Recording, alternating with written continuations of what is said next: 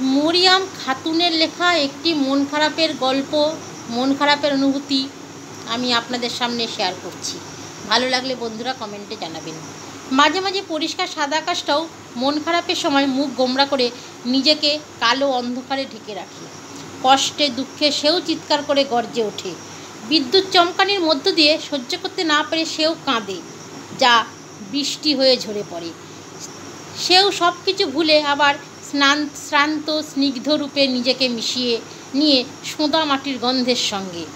আসলে আমাদের যখন মন খারাপ হয় তখন মনে হয় পৃথিবীর সবচেয়ে দুঃখী ব্যক্তি আমি একাই, কিন্তু এমনটা নয়।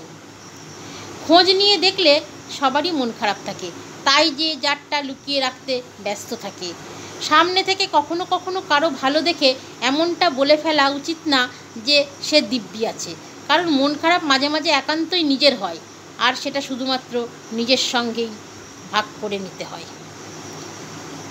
খুঁচিয়ে দেখলে দেখা যাবে তারও মন খারাপ হয়, যা বুকের গহীনে খুব যত্ন করে লুকিয়ে রাখে, আড়াল করে রাখে সামনের জনের থেকে, নিজেকে নিমজ্জিত করে রাখে একগাল হাসির সাগরে।